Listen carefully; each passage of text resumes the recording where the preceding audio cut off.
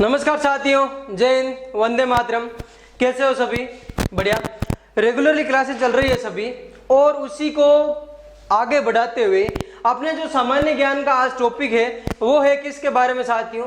प्रधानमंत्री तथा मंत्री परिषद के बारे में। ठीक है, किसके बारे में है? प्रधानमंत्री तथा मंत्री परिषद।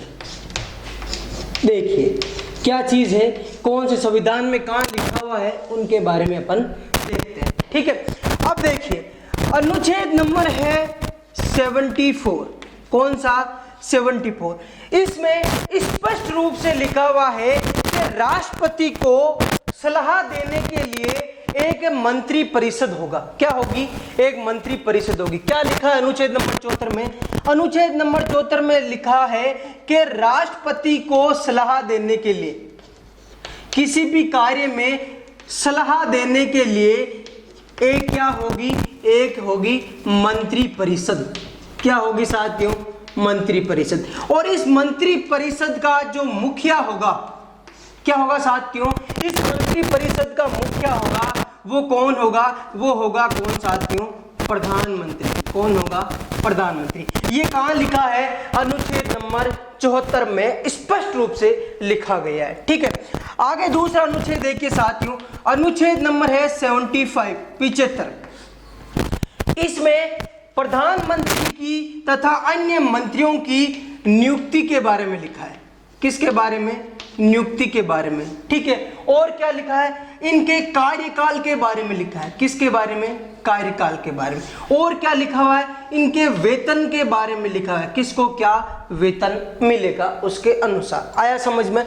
तो देखिए सबसे पहले नियुक्ति कौन करता है? तो सबसे पहले प्रधानमंत्री की नियुक्ति करेगा साथियों कौन? प्रधानमंत्री की नियुक्ति करेगा राष्ट्रपति। कौन करेगा? राष्ट्रपति। ठीक है, और बाकी जो भी मंत्री परिषद है, इन मंत्रियों की नियुक्ति कौन करेगा? नियुक्ति तो राष्ट्रपति ही करेगा, लेकिन किसकी सलाह से? प्रधानमंत्री की सलाह से। किसकी सलाह से? प्रधानमंत्री की सलाह से। आया समझ में? सबसे पहले प्रधानमंत्री की नियुक्ति कौन करेगा? राष्ट्रपति करेगा। आया समझ में? बाकी मंत्री परिषद जो भी है, इनकी नियुक्ति भी कौन करेगा? राष्ट्रपति करेगा, लेकिन किसकी सलाह से? प्रधानमंत्री की सलाह से। किसकी सलाह से?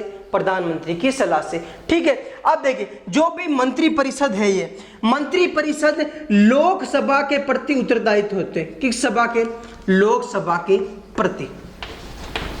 ठीक है, अपन पढ़ेंगे आगे कि लोकसभा और राज्यसभा के मतलब क्या है।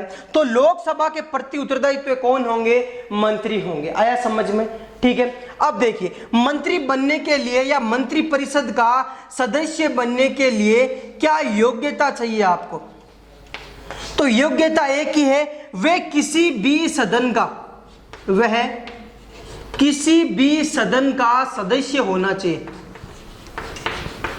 किसी भी सदन का मतलब क्या हुआ? या तो लोकसभा का या राज्यसभा का, इन दोनों में से किसी भी सदन का क्या होना चाहिए? सदस्य होना चाहिए। यदि वो सदस्य ना हो तो 6 महीने के अंदर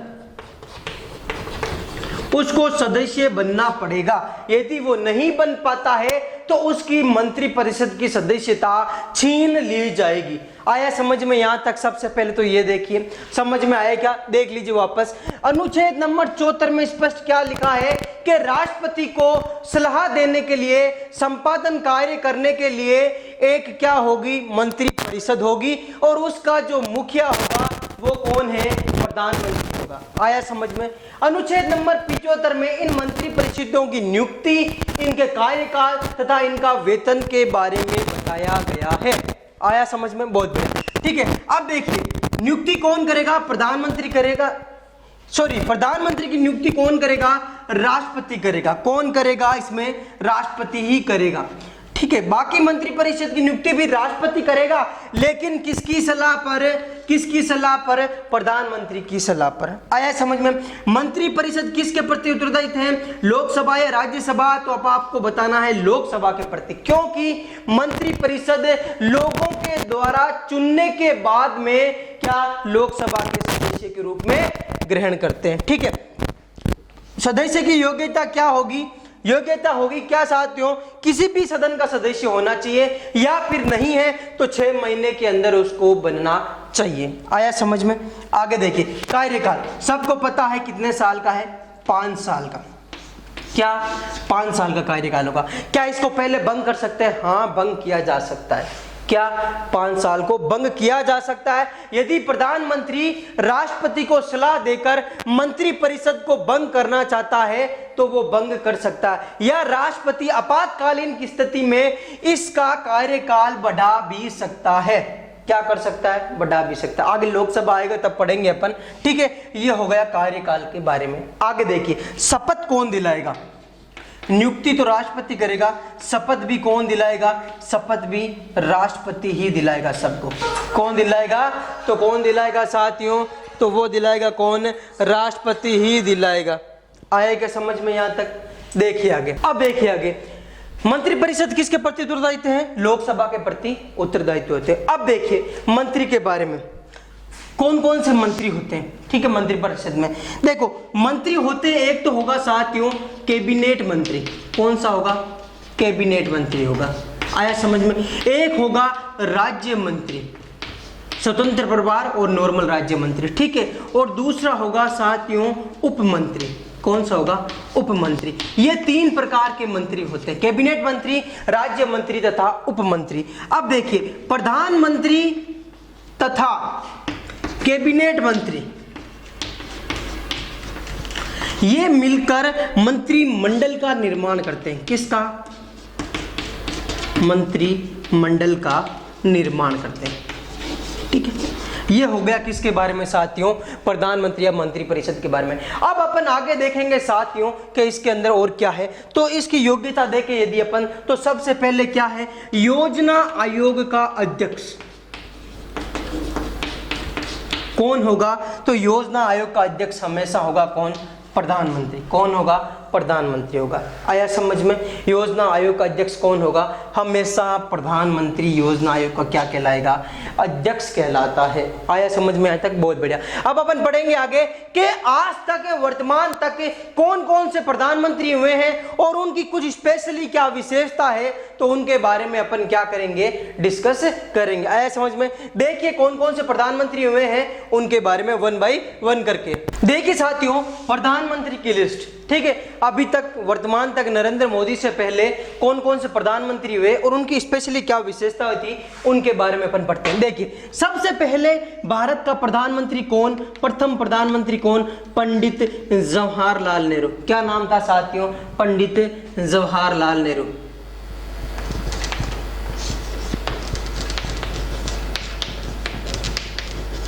क्या बनाया गया? इनको प्रथम प्राइम मिनिस्टर बनाया गया, ठीक है। ये हो गए प्रथम प्राइम मिनिस्टर, ठीक है।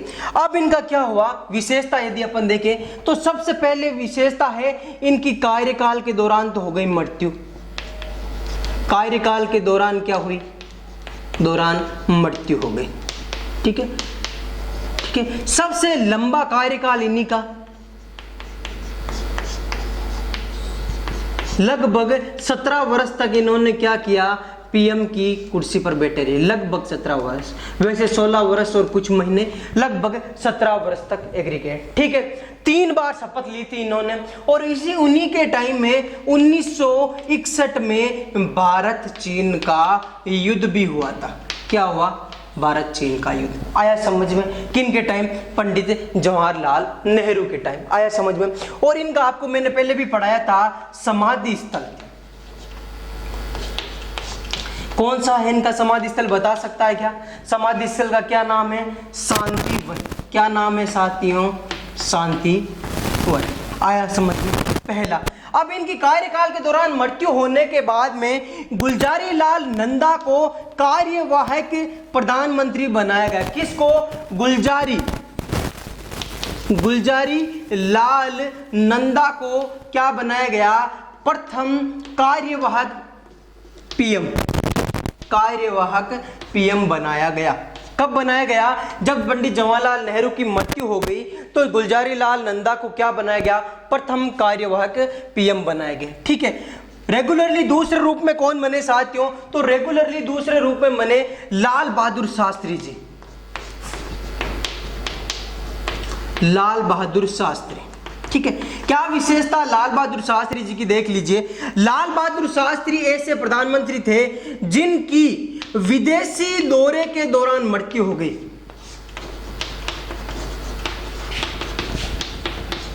दौरान क्या हो गई? मृत्यु हो गई।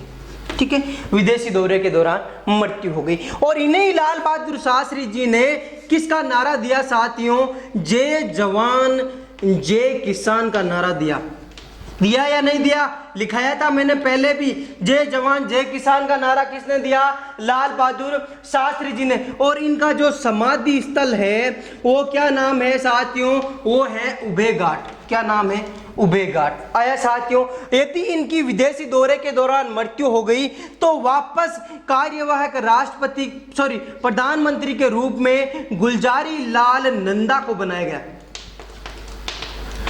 दूसरी बार कार्यवाहक बना या नहीं बना? दूसरी बार, क्योंकि जब पंडित जवाहरलाल नेहरू की मृत्यु हुई तब प्रथम बार कार्यवाहक राष्ट्रपति गुलजारी लाल नंदा को बनाया गया। दूसरी बार लाल बहादुर शास्त्री की मृत्यु हुई तब भी गुलजारी लाल जी नंदा को क्या बनाया गया? कार्यवाहक राष्ट्र प्रधानमंत्री बनाया गया। ठीक है, इसके बाद में देखिए साथियों, तीसरा जो रेगुलर रूप से वो कौन थी साथियों? इंदिरा गांधी। कौन थी साथियों? इंदिरा गांधी। क्या विशेषता इंदिरा गांधी की?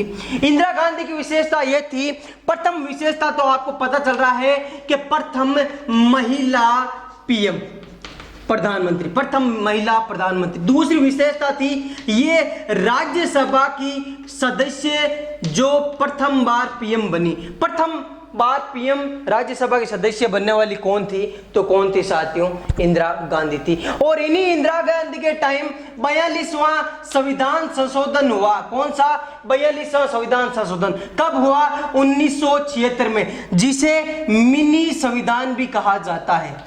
मिनी संविधान, क्योंकि इस समय बहुत सारे संशोधन किए गए, इतने संशोधन हुए कि एक छोटा नया संविधान बन जाए, इसलिए 42वां संविधान संशोधन को मिनी संविधान की संज्ञा दी गई। और वो कब हुआ? इंदिरा गांधी के कार्यकाल में हुआ। आया समझ में? ठीक है, चौथा नंबर कौन साथियों? इनके बाद में कौन बना? इनके बाद में बना साथियों मोरारजी देसाई। कौन बना? मोरारजी देसाई। देखिए मोरारजी देसाई कौन थे? मोरारजी देसाई साथियों एक तो सबसे अधिक उम्र के पीएम बने थे। पहली विशेषता क्या हो गई साथियों? सबसे अधिक उम्र के पीएम। लगभग जब ये पीएम बने तो इनकी उम्र कितनी थी? 81 उम्र थी। कितनी? 81। ठीक है, और ये एकमात्र या प्रथम बोले तो प्रथम पीएम थे जिन्होंने अपने पद से त्याग पत्र दे दिया। ये लो भाई, पद से क्या दे दिया? त्याग दे दिया, या त्याग पत्र देने वाले प्रथम पीएम कौन थे? मोरारजी देसाई थे। कौन थे? मोरारजी देसाई थे। और ऐसे ही फर्स्ट पीएम थे जो पहले क्या रह चुके हैं? सीएम, मतलब किसी राज्य के मुख्यमंत्री भी रह चुके हैं। ऐसे पहले प्रधानमंत्री कौन है जो पहले मुख्यमंत्री भी थे? तो वो कौन थे साथियों? मोरारजी देसाई थे। कौन थे? मोरारजी देसाई थे। और क्या विशेषता? और एक स्पष्ट बहुत अच्छी विशेषता है कि प्रथम गैर कांग्रेसी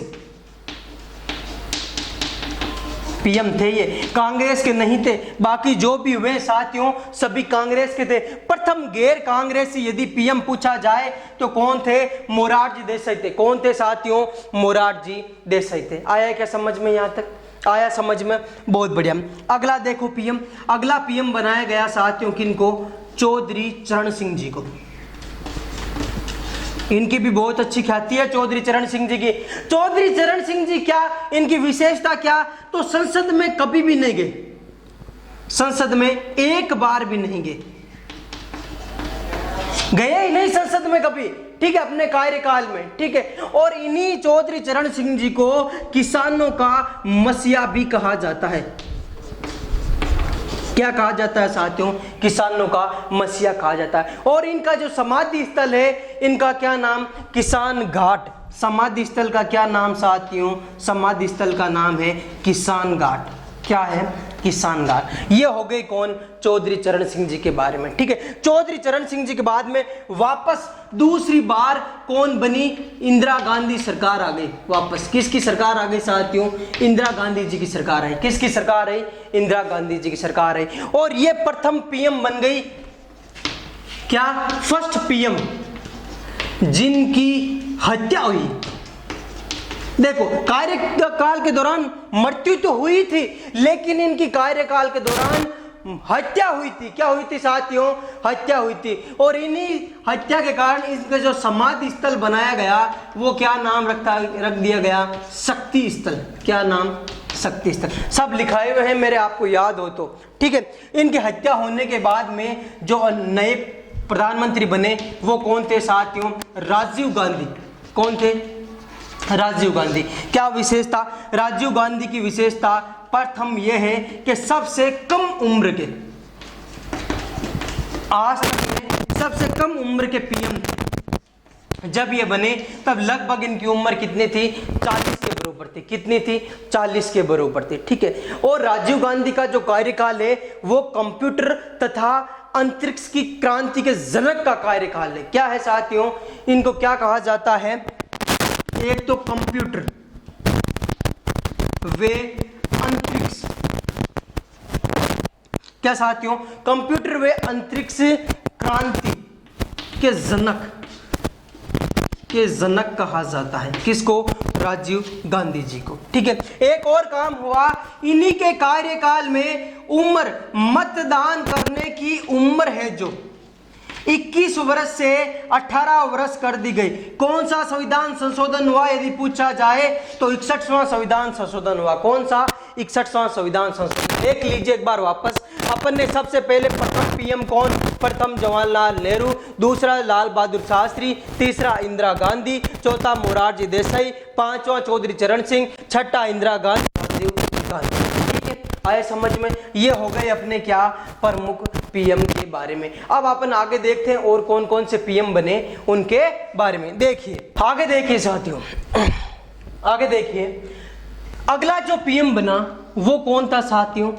अगला जो पीएम बना वो थे वीपी सिंह, या अपन बोले तो विश्वनाथ प्रताप सिंह, जो क्या बने? अगले पीएम बने। ठीक है, किसके? राजीव गांधी के बाद में। ठीक है, अब इनका क्या विशेषताएं हैं? ऐसे फर्स्ट पीएम थे ये, ऐसे क्या थे? फर्स्ट पीएम थे जिनके खिलाफ, क्या साथियों?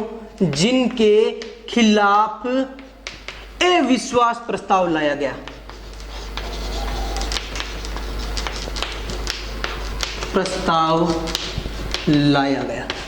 ठीक है, कौन से?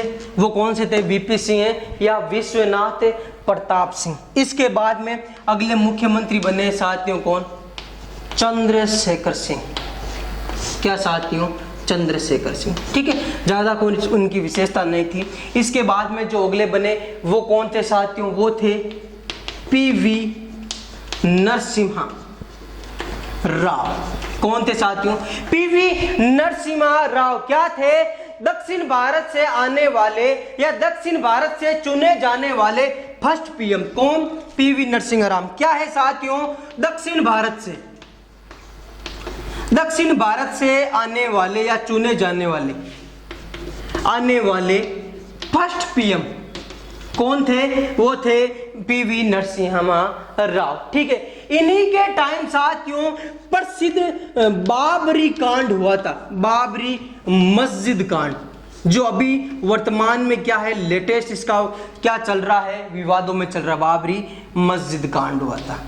ठीक है, किन के टाइम में? पीवी नरसिम्हा राव के टाइम में। ठीक है, कौन सा कांड हुआ? बाबरी मस्जिद कांड हुआ था। ठीक है, इनके जस्ट बाद में आ गए कौन साथियों? इनके जस्ट बाद में आ गए कौन साथियों? इनके जस्ट बाद में आए साथियों कौन? अटल बिहारी जी।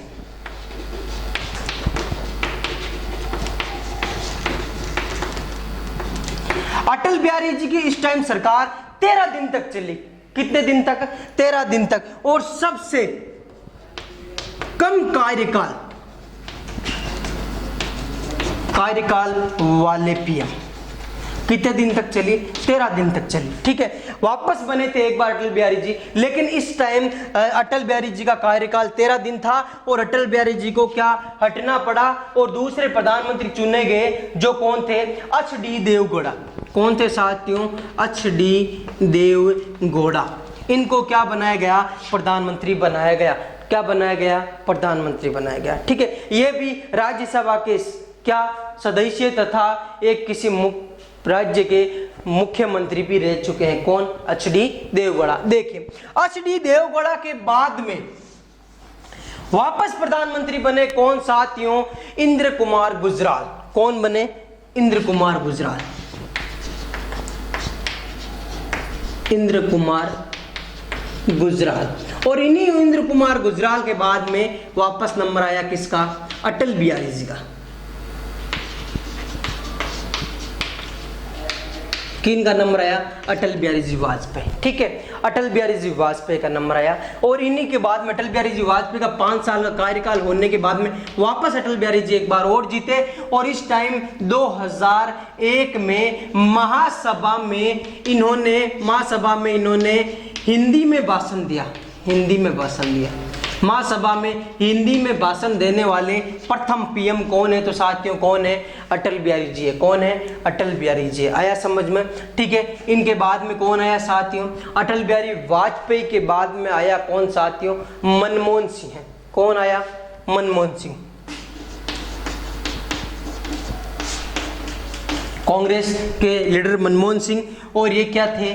प्रथम सिख थे जिनको क्या बनाया गया? एक पीएम बनाया गया। क्या बनाया गया? पीएम बनाया गया। ठीक है, आया समझ में? ठीक है, इन्हीं के टाइम में नरेगा स्टार्ट हुई थी 2008 के लगभग। कब? 2008। इनका कार्यकाल पूरा होने के बाद में वापस एक बार मनमोहन सिंह जी क्या बने थे? पीएम बने थे। ठीक है, और इनके बाद में वर्तमान में कौन है साथियों पीएम? नरेंद्र मोदी। कौन है? नरेंद्र मोदी।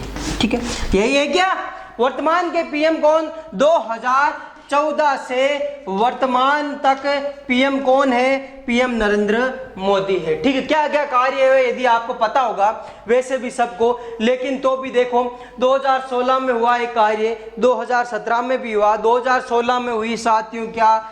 नोटबंदी हुई। क्या? नोटबंदी। 2017 में जीएसटी आ गया। ठीक है, आया 2019 में इन्होंने 370 धारा हटा दी जम्मू कश्मीर वाली।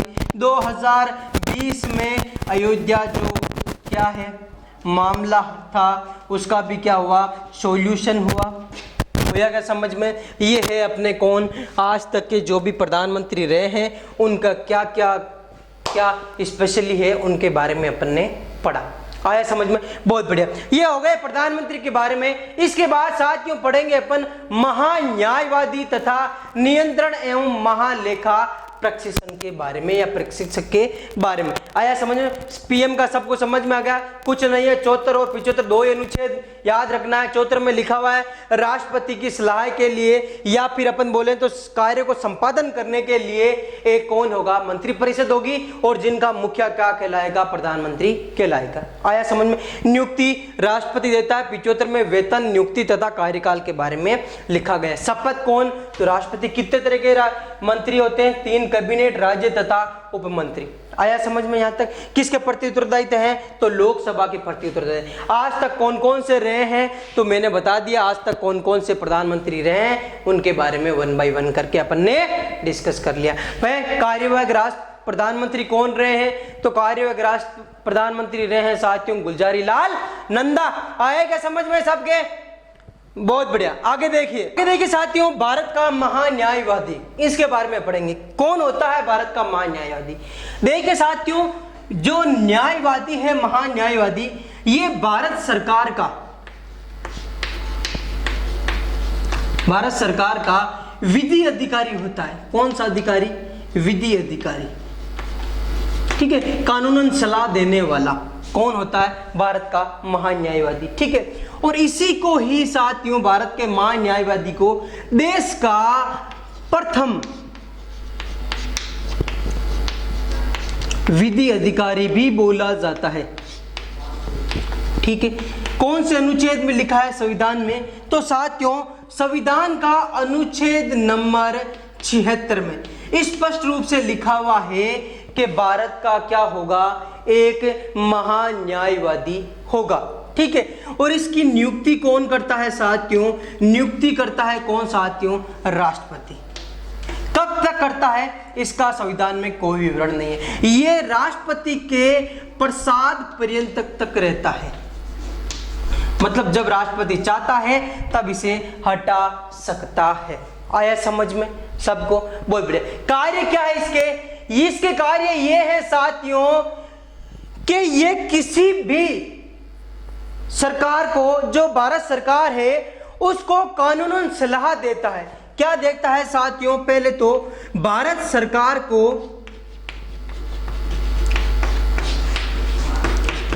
कानूनी मामलों पर सलाह देता है। ठीक है, यदि भारत सरकार का क्या चल रहा है, कोई भी विवाद चल रहा है न्यायालय में, तो ये बंदा न्यायालय में भारत सरकार की ओर से प्रस्तुति देता है। कौन? भारत का महान्यायवादी। दूसरा ये इसकी क्या शक्ति है? दूसरी शक्ति ये है साथियों, ये किसी भी सदन में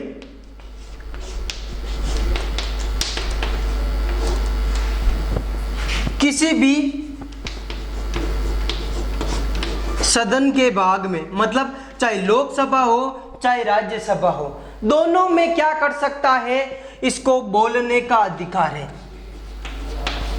बोलने का अधिकार है। चाहे लोकसभा में आके उपस्थिति दे सकता है या किसी मामले में ये क्या कर सकता है? बीच में बोल सकता है, ये इसको अधिकार है। लेकिन मतदान करने का अधिकार नहीं है। मतदान का मतलब क्या हुआ साथियों? किसी भी यदि कोई चुना जाता है लोकसभा से या राज्यसभा से, तो उस समय मतदान करने का इसे अधिकार नहीं है, केवल बोलने का अधिकार है। आया समझ? भारत सरकार की ओर से सर्वोच्च न्यायालय में उपस्थित होने वाला भी कौन? महान्यायवादी होता है। इसे क्या बोला जाता है?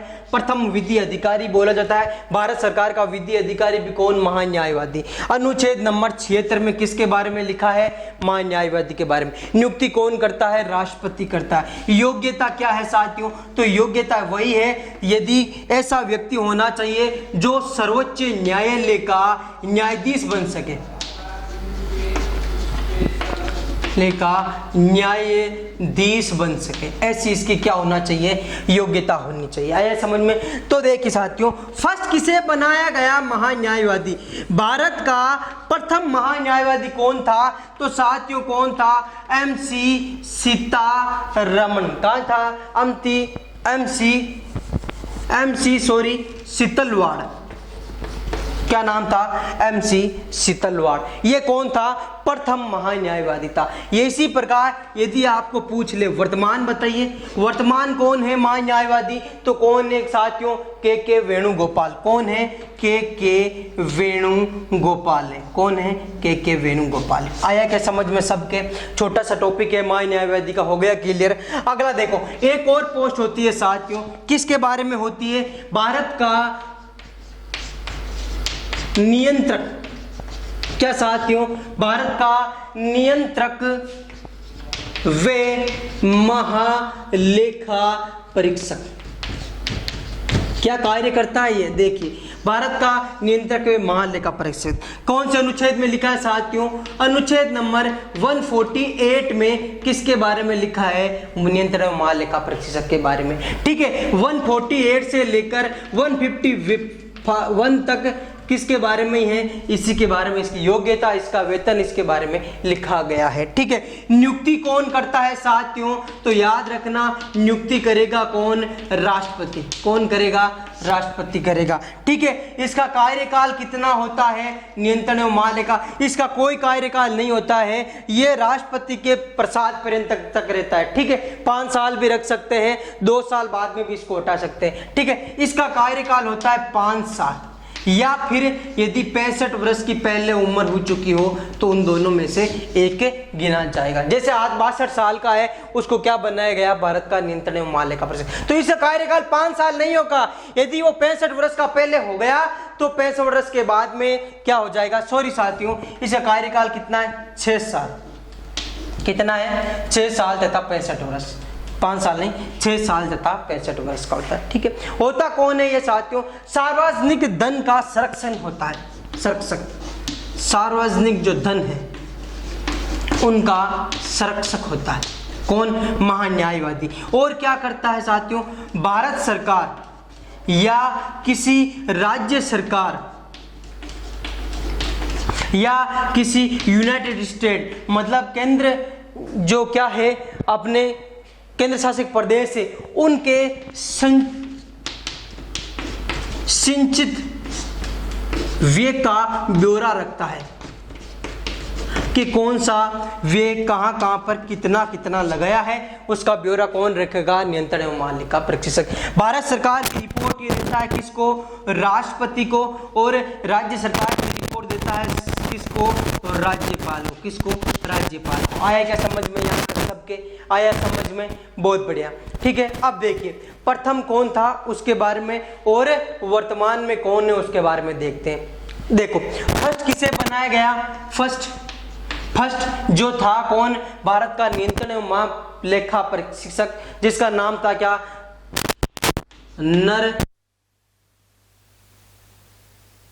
राव, जो क्या बनाया गया?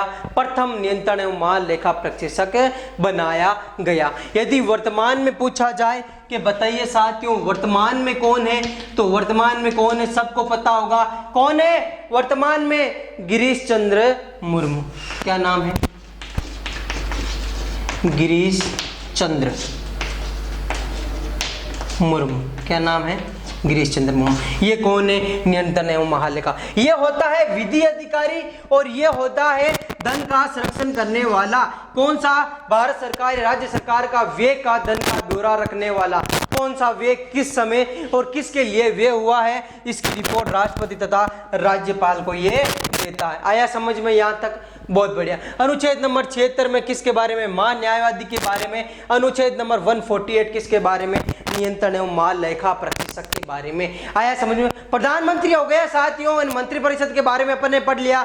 महान्यायवादी तथा किसके बारे में? नियंत्रण एवं महालेखा परीक्षक के बारे में भी अपन ने पढ़ लिया। अब अपन आगे पढ़ेंगे साथियों नेक्स्ट क्लास में किसके बारे में? लोकसभा राज्यसभा के बारे में। क्या क्या है लोकसभा राज्यसभा में, कितनी कितनी सीटें होती है और मुख्यतः रूप से कौन कौन से राज्यों से कौन कौन आते हैं, कितनी सीटें, उनके बारे में अपन डिस्कस करेंगे। आया क्या समझ में सबके? बहुत बढ़िया। ठीक है, फिर मिलेंगे नए क्लास में नए वीडियो के साथ, नए टॉपिक के साथ। तब तक के लिए जय हिंद, वंदे मातरम साथियों, मुस्कुराते रहिए।